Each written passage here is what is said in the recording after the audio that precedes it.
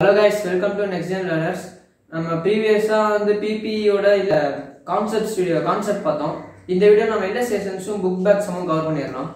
So இப்போ illustration 5 பாத்தீங்கன்னா PPE-ல வருது. சம்ங்களுக்கு நான் क्वेश्चन ஷார்ட்டா எழுதி இருக்கேன்.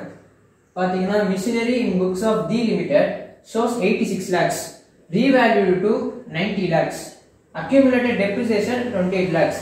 Accountants suggest that the revaluation should be adjusted in the accumulated depreciation account. அதாவது இப்போதைக்கு அவங்க புக்ஸ்ல அவங்களோட மிஷினரியோட வேல்யூ பார்த்தீங்கன்னா 86 lakhs இருக்கான். ஸோ 90 lakhsக்கு ரீவேல்யூ ஆகுது. இப்போ ரீவேல்யூஷன் நடக்குதுல்ல, இப்போ அக்கௌண்டன்ட் என்ன சஜஸ்ட் பண்றாருன்னா ரீவேல்யூஷனை அக்யூமுலேட்டட் டெப்ரிசியேஷன் அக்கௌண்ட்ல போய் நம்ம அட்ஜஸ்ட் பண்ணலாம்னு சொல்றாரு. ஸோ அவர் சொல்ற பாயிண்ட் பார்த்தோன்னா இங்க இன்கரெக்டா நம்ம எழுதணும். ஆக்சுவலா ரீவேல்யூஷன் எப்பவுமே அப்போர்ட்ல இன்க்ரீஸ் ஆனா எப்பவுமே நம்ம ரீவேல்யூஷன் சர்ப்ளஸ் கிரியேட் பண்ணி ஆகணும். ரீவேல்யூஷன் சர்ப்ளஸ் ரீவேல்யூஷன் ரிசர்வ் எல்லாமே ஒண்ணுதான். எப்பப்பெல்லாம் ரீவேல்யூஷன் ஆகுதோ, அதாவது அப்போர்ட் ரீவேல்யூஷன் கம்மியா இருக்கு, வேல்யூ கம்மியா இருக்கு, அதிகமா ஆகுது, அப்ப அப்போர்ட் ரீவேல்யூஷன் சொல்லுவோமா. அப்ப அப்போர்ட் ரீவேல்யூஷன் ஆகும்போது நம்ம என்ன பண்ணணும்னா ரீவேல்யூஷன் ரிசர்வ் லயபிலிட்டியில கிரியேட் பண்ணி வைக்கணும். அதை ரீவேல்யூஷன் சர்ப்ளஸ்னு சொல்லலாம். ஓகேவா? இந்த சம் அவ்வளவுதான். நம்ம எழுதுறதுதான் இல்லை, சம் எதுவும் இல்லை. So 6th sum. J Limited changed the semi-automatic component in a machine with a fully automatic component. Cost 85,000. New component result in increasing output by 150%. Changing excess requires dismantling the machine and also re-erect the same, for its cost is 38,000. So basically the question enna solranga, change the semi-automatic component in a machine with fully automatic component. அதாவது ஒரு machine இருக்கு, இதெல்லாம் ஒரு சின்ன component இருக்கு. இது semi automatic காம்போனன்ட்டா இருக்கு. Semi automatic காம்போனன்ட்னா அது ஆட்டோமேட்டிக்கா ஃபுல்லா ஆட்டோமேட்டிக்கா ஒர்க் ஆகுது, பாதி ஆட்டோமேட்டிக் பாதி மேனுவலா ஒர்க் ஆகும். அததான் செமி ஆட்டோமேட்டிக் காம்போனன்ட்னு சொல்றாங்க. ஸோ இந்த செமி ஆட்டோமேட்டிக் காம்போனன்ட் என்ன பண்றாங்க, இவங்க வெளியில எடுத்து ஃபுல்லி ஆட்டோமேட்டிக் காம்போனன்ட்டை உள்ள கொண்டு வராங்க. ஃபுல்லி ஆட்டோமேட்டிக் மேனுவல் நீ எதுவுமே பண்ண தேவையில்ல, மனுஷன் எதுவுமே போய் ஆப்ரேட் பண்ண தேவையில்ல, ஆட்டோமேட்டிக்கா அதுவே ஆப்ரேட் ஆகும் மிஷின்ல. ஸோ இந்த காம்போனன்ட்டை அவங்க வெளியில எடுத்துட்டு அந்த காம்போனன்ட்டை உள்ள சொல்ல பாக்குறாங்க. இப்போ அது இந்த நியூ காம்போனன்ட்டோட இந்த ஃபுல்லி ஆட்டோமேட்டிக் காம்போனன்ட்டோட காஸ்ட் பார்த்தா 85,000. ஸோ இப்போ new component result in increasing output by 150%. அதாவது நான் செமி ஆட்டோமேட்டிக் காம்போனன்ட்டை வச்சு என்னால் 100 யூனிட்ஸ் ப்ரொடியூஸ் பண்ண முடிஞ்சா ஃபுல்லி ஆட்டோமேட்டிக் காம்போனன்ட்டை வச்சு 150 யூனிட்ஸ் ப்ரொடியூஸ் பண்ண முடியும்னு சொல்றாங்க. ஸோ 150% எனக்கு இன்க்ரீஸ் ஆகுது. என்ன இன்க்ரீஸ் ஆகுது? நம்மளோட அவுட்புட் 150% இன்க்ரீஸ் ஆகுது. Changing excess requires dismantle machine and also re-erect the same, for which cost is 38,000. இப்போ நான் இதை வெளியில எடுத்துட்டு இதை உள்ள வைக்கணும்னா கண்டிப்பா நான் இந்த மிஷினை கலட்டணும். இந்த மிஷினை கலட்டினா மட்டும்தான் என்னால செமி ஆட்டோமேட்டிக் காம்போனன்ட்டை வெளில வச்சுட்டு ஃபுல்லி ஆட்டோமேட்டிக் காம்போனன்ட்டை உள்ள கொண்டு நம்மளால இன்ஸ்டால் பண்ண முடியும். அப்படி நான் அப்படி பண்ணணும்னா நான் ஃபர்ஸ்ட் மிஷினை டிஸ்மேண்டல் பண்ணணும். ஸோ டிஸ்மேண்டல் பண்ணி திருப்பி அதை எல்லாத்தையும் இன்ஸ்டால் பண்றதுக்கு நமக்கு 38,000 செலவாகுது. இப்போ எதெல்லாம் கேபிட்டலைஸ் பண்ணணும், எதெல்லாம் ப்ராஃபிட் அண்ட் லாஸ் அக்கௌண்ட்க்கு டெபிட் பண்ணிடணும்னு கேட்குறாங்க. அதாவது ப்ராஃபிட் அண்ட் லாஸ் அக்கௌண்ட்ல டெபிட் பண்ணோம்னா அதை எக்ஸ்பென்ஸ் இல்லைனா ரெவன்யூ ஐட்டம் அப்படி சொல்லுவோம். கேபிட்டலைஸ்னா அது கேபிட்டல் ஐட்டம். நான் ஏற்கனவே சொல்லியிருப்பேன்னு நினைக்கிறேன். கேபிட்டல் ஐட்டம்னா நம்ம மோர் தென் 1 இயருக்கு யூஸ் இப்போ ஏதாவது ஒரு எக்ஸ்பென்ஸ் மோர் தென் 1 இயருக்கு எப்பயாச்சும் நம்ம அந்த எக்ஸ்பென்ஸ் பண்ணுவோம். ரெவன்யூன்றது நம்ம ரெக்கரிங், ஆக்சுவலா மந்த்லியோ இல்ல இயர்லியோ நம்ம அந்த எக்ஸ்பென்ஸை நம்ம பார்த்து இன்கர் பண்ணிக்கிட்டே இருப்போம். பட் கேபிட்டல்ங்கிறது அப்படி கிடையாது. எப்பயாச்சும் சொல்லி தரவங்க நம்ம கேபிட்டல் எக்ஸ்பென்ஸை இன்கர் பண்ணுவோம். ஸோ இங்க 2 எக்ஸ்பெண்டிச்சர் இருக்கு. அதாவது fully automatic component 85,000, fully automatic காம்போனன்ட்டோட காஸ்ட் 85,000. இது ஒரு காஸ்ட்.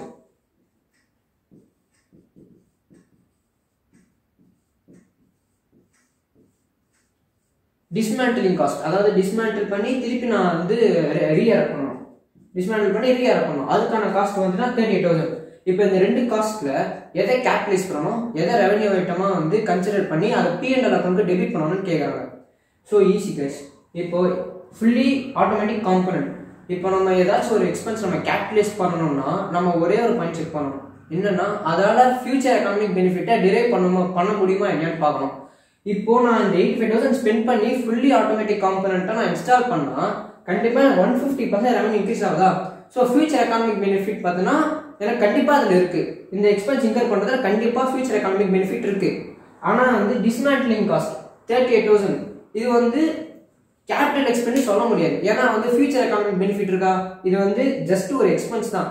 நீங்க சொல்லலாம் இது வந்து அப்பப்போ நம்ம ரெக்கார்ட் பண்ண போறது இல்லையே, இப்போ ஒரு வாட்டி தான் ரெக்கார்ட் பண்ண போறோம், இன்கர் பண்ண போறோம், அப்போ இது கேபிட்டல் எக்ஸ்பென்டிச்சரா டெரைவ் பண்ண முடியுமான்ட்டு அப்படி பண்ண முடியாது. ஏன்னா வந்து இது வந்து ஃபியூச்சர் எக்கானமிக் பெனிஃபிட் டெரைவ் பண்ணாது. இப்போதைக்கு எனக்கு இந்த காஸ்ட் வேணும், இது வந்து எப்படி சொல்றது, யூஸும் ஆக போகுது இல்லை, இப்போதைக்கு எனக்கு டிஸ்மேண்டில் பண்றதுக்கு இது செலவாகுது. ஸோ இதை நம்ம வந்து டெபிட் பண்ணிடுறோம், P&L டெபிட் பண்ணிடுறோம். எக்ஸ்பென்ஸா நம்ம P&L டெபிட் பண்றதுனா நல்ல ட்ரீட்மெண்ட் இந்த டிஸ்மேண்டிலிங் காஸ்ட்டுக்கு. உங்களுக்கு புரிஞ்சிருக்கும்னு நினைக்கிறேன்.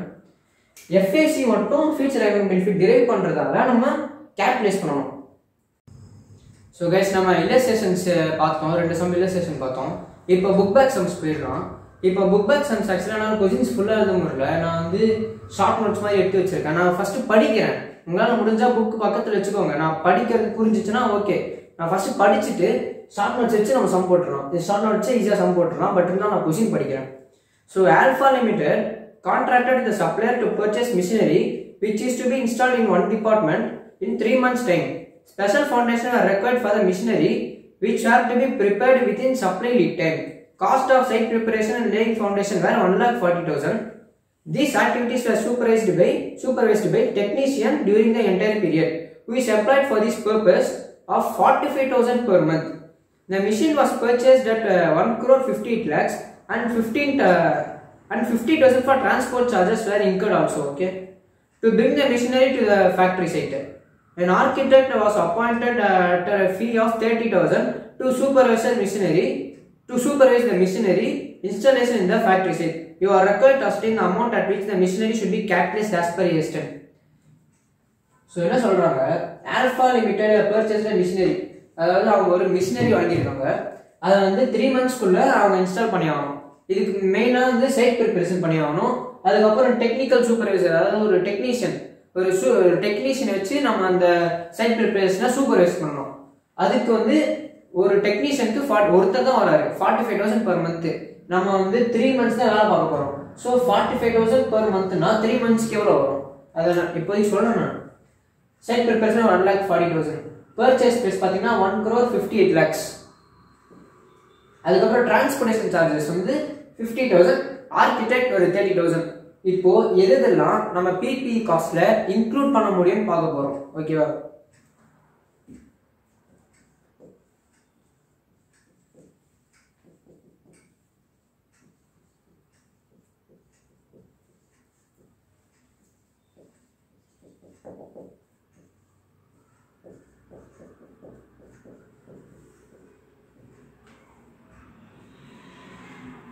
நம்ம எக்ஸாம்ல எப்போ எழுதினாலுமே நம்ம இந்த மாதிரி ஹெட்டிங் பண்ணணும்.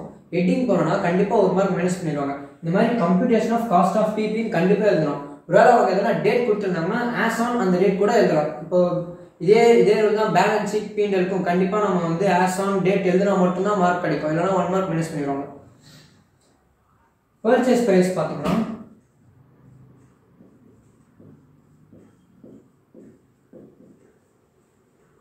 ₹1,58 lakhs.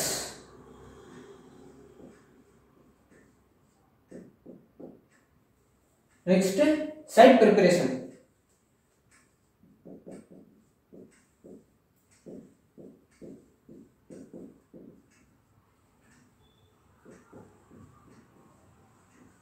ஸோ நான் ஏன் சைட் ப்ரிப்பரேஷன் ஆட் பண்ணுறேன்னா, நம்ம ஃபஸ்ட்டு கான்செப்ட் வீடியோவில் 3ஆக பிரிச்சிருந்தோமா. ஒன்று பர்ச்சேஸ் ப்ரைஸில் நம்ம நான் ரீஃபண்டபிள் டாக்ஸஸ் ஆட் பண்ணியிருந்தோம், ஆட் பண்ணுற மாதிரி சொன்னோம். செகண்டு டைரக்ட்லி அட்ரிபியூட்டபிள் காஸ்ட்னு ஒன்று சொன்னோமா. டைரக்ட்லி அட்ரிபியூட்டபிள் காஸ்ட்னா இப்போ இங்கே அதாவது கரண்ட் சிச்சுவேஷனாக பிளேஸ் கரண்ட் சிச்சுவேஷனுக்கு நம்மளால் எப்படி இந்த பிபியை கொண்டு வர முடியுன்றதுக்கு ஒரு காஸ்ட் நம்ம கண்டிப்பாக இன்கர் பண்ணி ஆகணும். ஸோ சைட் ப்ரிப்பரேஷன் பார்த்தீங்கன்னா டைரக்ட்லி அட்ரிபியூட்டபிள் காஸ்ட்ல இன்க்ளூட் ஆயிருக்கும். கரெக்டாக? ஸோ சைட் ப்ரிப்பரேஷன் அதில் தான் ஆட் பண்ணிடுறேன். நெக்ஸ்ட் டெக்னிக்கல் சூப்பர்வைசர், அதாவது இது வந்து ஒரு எக்ஸ்பர்ட்டை கூட்டிட்டு வந்து நம்ம சூப்பர்வைஸ் பண்றது கூட நம்மளோட காஸ்ட் இன்கர் ஆகணும். இதுவும் டைரக்ட்லி அட்ரிபியூட்டபிள் காஸ்ட்ல ஒரு கைண்ட் ஆஃப் காஸ்ட் தான். ஸோ அதை நம்ம ஆட் பண்ணணும்.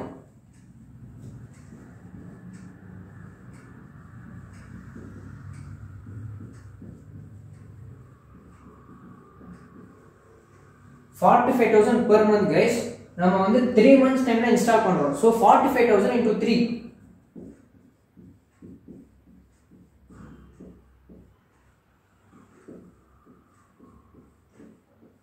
1,35,000.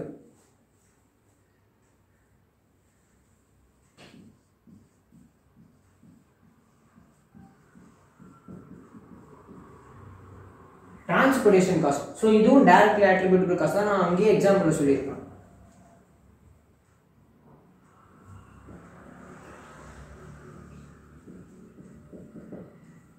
Architect fees. ஆர்கிடெக்ட்னு ஒரு எக்ஸ்பர்ட்ன்றதுனால இப்போ வந்து ஆர்கிடெக்ட் பார்த்தோன்னா ஃபியூச்சர் எக்கனாமிக் பெனிஃபிட் டிரைவ் பண்ணலன்னு நீங்கள் சொல்ல முடியாது. ஏன்னா அதுவும் பார்த்தீங்கன்னா அந்த பிபியில் ஒரு ஆர்கிடெக்டும் ஒரு பார்ட் தான். ஸோ ஆர்கிடெக்ட் ஃபீஸும் நம்மளால ஆட் பண்ணி தான் ஆகணும். அதுவும் டைரக்ட்லி அட்ரிபியூட்டபிள் எக்ஸ்பென்சஸ் அதுவும் ஒன்று.